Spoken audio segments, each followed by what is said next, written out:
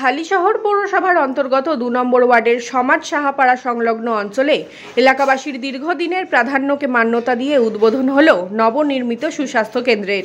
উপস্থিত ছিলেন বীজপুরের বিধায়ক Subodh Adhikari, chairman Shubhankar Ghosh, ward councillor Prabir Sarkar সহ অন্যান্য কাউন্সিলররা।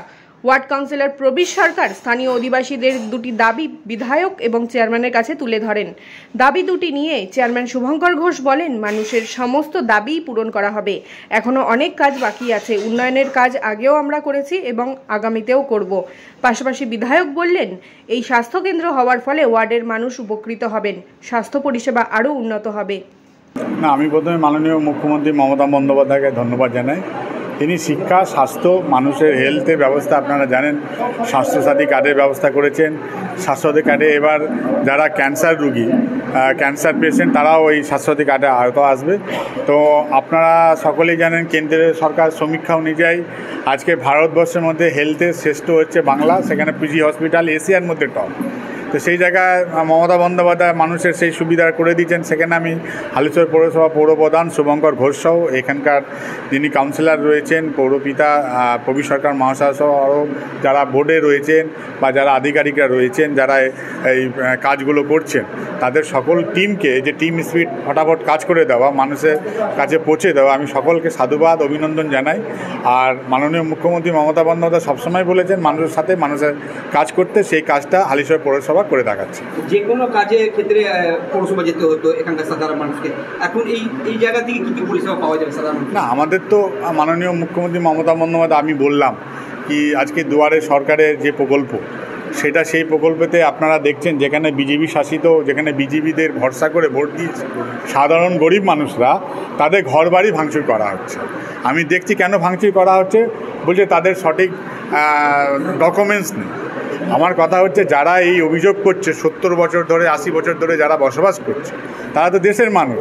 তারা যাবে কোথায়? তাদের আগে বাসস্থানের ব্যবস্থা না করে ভেঙে তাদের পরিবার, তাদের বাল বাচ্চা সবকে রাস্তায় নামিয়ে দিচ্ছে। এই যে ফ্যাসিক শাসন, ব্রিটিশ শাসন থেকে ডেঞ্জারাস, সেই জায়গায় দাঁড়িয়ে মানবদরদী মমতা বন্দ্যোপাধ্যায় তিনি দুয়ারে সরকারের প্রকল্প করে মানুষের ডকুমেন্টস প্রথমে ঠিক করছেন।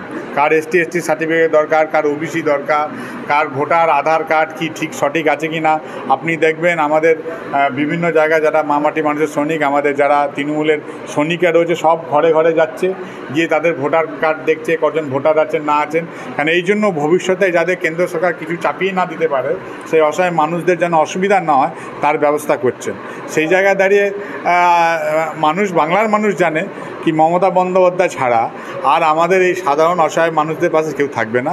তাই 2026-এ আপনারা দেখবেন বাংলার মানুষ এই বিজেপি শাসনকে 250টার বেশি সিট দিয়ে বিদায় করবে। এই যে দুয়ারে আমরা দেখতে পাচ্ছি যে জগন্নাথের প্রভুর যে প্রসাদটা বিতরণ করা হচ্ছে, এটাও নিয়েও বিরোধীরা কটাক্ষ করছে। অ্যাকচুয়ালি বিরোধীদের আলাদা হিন্দু ধর্ম আছে, ওদের আলাদা করে হিন্দু সম্রাট রয়েছে, তো ওদের ভাগাভাগি করছে, ওরা মন্দির ভাগাভাগি করছে, প্রথমে হিন্দু মুসলিম ভাগাভাগি করছে। আপনারা দেখেছেন ওদের মুখে আর কি, ওদের থেকে আর কি এক্সপেক্ট আশা করতে পারেন? যে দেশের জন্যে যে প্রাণ দিচ্ছে, ফাইটার প্লেনে সুপিয়া কুরাশি যুদ্ধ করছে, তাকে আতঙ্কবাদীর বোন বলছে। তো তাদেরই শাসক দলের আর কি, বিজেপি শাসক দলের মন্ত্রী বলছে।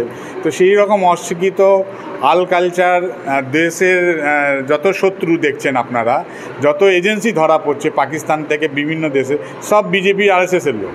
মানুষের সঙ্গে গদ্দারি কারা করছে সারা মানুষ দেখছে, আর দেশের সঙ্গে যারা বেমানি করছে সেটাও মানুষ দেখছে। বাংলার মানুষ, বাংলা সবসময় এগিয়ে থাকে, তো বাংলা মানুষ বারবার জবাব দেবে। যতই রাষ্ট্রের প্রধানমন্ত্রী আসুক আর যাতেও স্বরাষ্ট্রমন্ত্রী আসুক, যতবার আসুক, 100 বার আসুক, কিন্তু তাদের এখানে কোনো পাত্তা খুলবে না। নোয়াপাড়া একটা গন্ডগোল নিয়ে দেখা গেল, পাড়ার গন্ডগোল নিয়ে সেখানেও ধর্মকে এগিয়ে দেওয়া হয়েছে। আপনি নোয়াপাড়া যাচ্ছেন, হালিশহরে ওরাই মূর্তি ভেঙে দিয়েছে। আপনি যত নির্বাচনে আমাদের হালিশহরেই, আমি ধন্যবাদ জানাবো হালিশহর পৌরসভার চেয়ারম্যানকে, তিনি তার সক্রিয়ভাবে পৌরসভার তরফ থেকে মূর্তি প্রতিষ্ঠান করেছেন।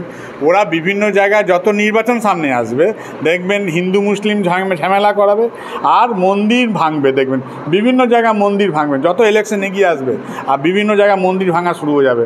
আর তাদের যদি ঠিক মতন ধরবেন, দেখবেন বিজেপি না তো আরএসএসের সমর্থিত লোকগুলো তারা এই কাজটা করছে, তাদের কাছে আর কোনো এজেন্ডা নেই। তাদের কাছে মানুষের যে 2 কোটি চাকরি বলেছে, 15 লক্ষ টাকা বলেছে দেবে, তাদের যে সুবিধা, তাদের তো সব কিছুতে ফেল।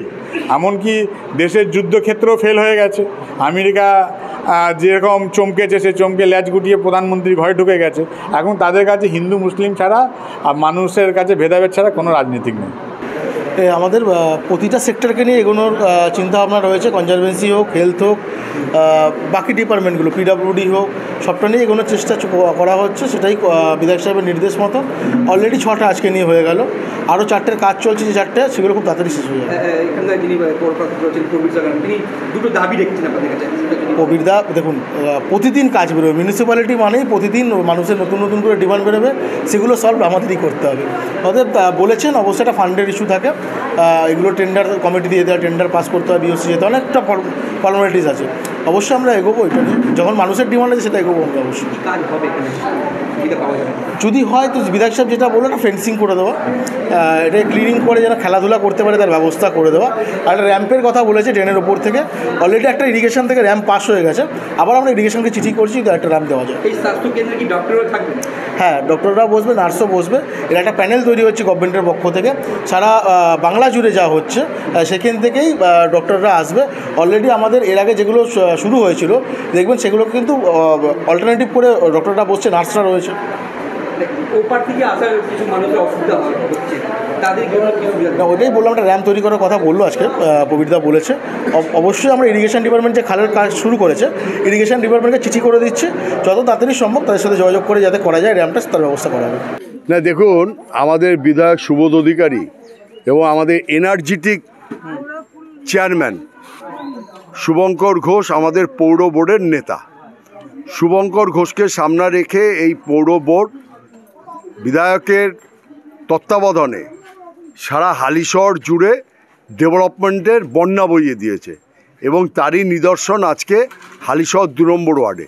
হালিশহর 2 নম্বর ওয়ার্ডের মানুষের সুবিধার্থে মুখ্যমন্ত্রী মমতা বন্দ্যোপাধ্যায় সারা বাংলা জুড়ে যে সুস্বাস্থ্য কেন্দ্রগুলো গড়ে তুলছে, এবং আপনারা শুনলেন বিধায়ক বলল প্রায় 6000 জুনিয়র ডাক্তারদেরকে ট্রেনিং দেওয়া হচ্ছে এই সমস্ত সুস্বাস্থ্য কেন্দ্রগুলোতে তারা পরিষেবা দেওয়ার জন্য। এবং তাকে লক্ষ্য রেখেই আমাদের হালিশহর পৌরসভার বিভিন্ন ওয়ার্ডে এই সুস্বাস্থ্য কেন্দ্র হচ্ছে। ইতিমধ্যে আজকেরটা নিয়ে 6খানা নতুন করে সুস্বাস্থ্য কেন্দ্র তৈরি হয়ে গেল, ওপেনিং হয়ে গেল।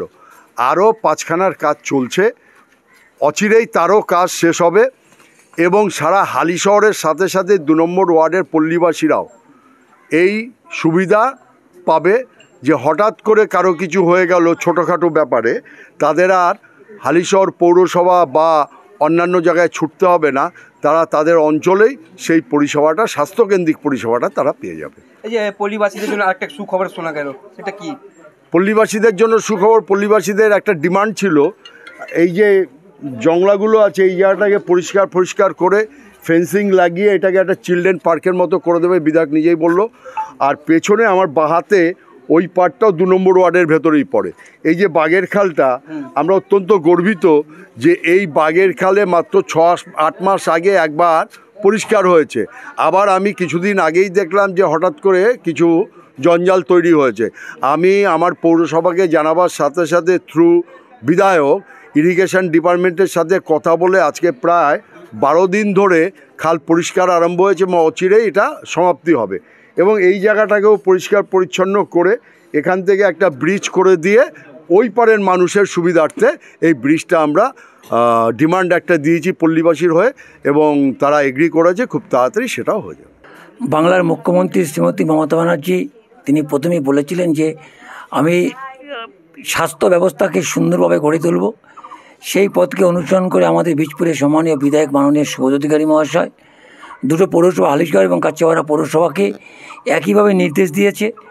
কাচিয়াপাড়া তাদের মতন কাজ করছেন, হালিশহর পৌরসভার পৌরপ্রধান শুভঙ্কর ঘোষ তিনি অক্লান্ত পরিশ্রম করছেন, এবং ইতিমধ্যে আমাদের হালিশহর পৌরসভার উদ্যোগে 5টা স্বাস্থ্যকেন্দ্র আমাদের ইতিমধ্যেই উদ্ঘাটন হয়ে গেছে। আজকে আমাদের সকলের প্রিয় মানুষ প্রবীর সরকার, তিনি শুধু আজকে জনপ্রতিনিধি হিসেবে নন, আমাদের অত্যন্ত প্রিয় মানুষ, কাজের মানুষ, তিনিও তার ওয়ার্ডে এই স্বাস্থ্য কেন্দ্রটি তৈরি করার জন্য পৌরপ্রধানকে তিনি বহুবার বলেছেন, পৌরপ্রধান বিধায়ককে। সেই স্বাস্থ্যকেন্দ্র আমরা শিলান্যাস করে গেছি। আজকে সেই মুহূর্ত, সেই সন্ধিক্ষণ যে কিছুক্ষণের মধ্যে বীজপুরের বিধায়ক মাননীয় সুবোধ অধিকারীর হাত ধরে এবং হালিশহর পৌরসভার পৌরপ্রধান শুভঙ্কর ঘোষের হাত ধরে, এই ওয়ার্ডের কাউন্সিলর প্রবীর সরকারের হাত ধরে সেই স্বাস্থ্যকেন্দ্রের শুভ উদ্বোধন হবে। এখানে পোলিও হবে, বাচ্চাদের ভ্যাকসিন হবে, এইসব মেয়েদের বসবে। হ্যাঁ, আমার প্রবীর কাকার খুবই ভালো কাজ করে। কে, কোন কাকা? আমার প্রবীর কাকা 2 নম্বর ওয়ার্ডের কাউন্সিলর। হ্যাঁ, আমাদের প্রেসিডেন্ট ভালো। কি ভাবছেন ফ্যামিলি নিয়ে কোথায় রসনা তৃপ্তি করবেন? আর চিন্তা নেই, রসনা তৃপ্তির সেরা ঠিকানা হোটেল U2, যেখানে রয়েছে ফ্যামিলি রুফটপ রেস্টুরেন্ট, সঙ্গে থাকছে মাল্টি কুইজিন রেস্টুরেন্ট। পুল পার্টির সুবন্দোবস্ত রয়েছে U2-তে। এছাড়াও যে কোনো সামাজিক অনুষ্ঠান যেমন বিবাহ, জন্মদিন এবং অন্যান্য অনুষ্ঠান করারও সুবন্দোবস্ত রয়েছে। তাই আর দেরি না করে আজই চলে আসুন U2-তে। আমাদের ঠিকানা কল্যাণী এক্সপ্রেসওয়ে, কাঁচরাপাড়া, কাঁপা মোড় সংলগ্ন U2 hotel and restaurant. Dolphin School of Hotel management সাধ্যের মধ্যে কোর্স করে নিজস্ব ম্যান পাওয়ার সাপ্লাই লাইসেন্স দ্বারা স্টুডেন্টদের বিদেশে চাকরি দেওয়ার সেরা ঠিকানা Dolphin School of Hotel Management, Haringhata, Nadia. Seat booking করতে আজই কল করুন এই নম্বরে 7797188188। ফ্ল্যাট বুকিং চলছে, আজই যোগাযোগ করুন Gita construction, B10/249 near central park, Kalyani. Booking চলছে কল্যাণী B2/221, B2/312, কাঁচরাপাড়া, ঘটক রোড, সতীশ নন্দী রোড, লোক সিনেমা, চাঁদমারি রোড, লিচুবাগান, সিরাজ মন্ডল রোড, টিকটিকি বাজার, মিলননগর, আগুরিপাড়া, রজনীবাবু রোড, নিপেন সরকার রোড, RP স্কুল, নৈহাটি 6 নম্বর গেট, বিজয়নগর, ভাটপাড়া, রূপশ্রী হল, হালিশহর, রাজমহল হাউজিং এস্টেট। আজই ফোন করে বিস্তারিত জানুন। গীতা কনস্ট্রাকশন 6289063557, 9831478795।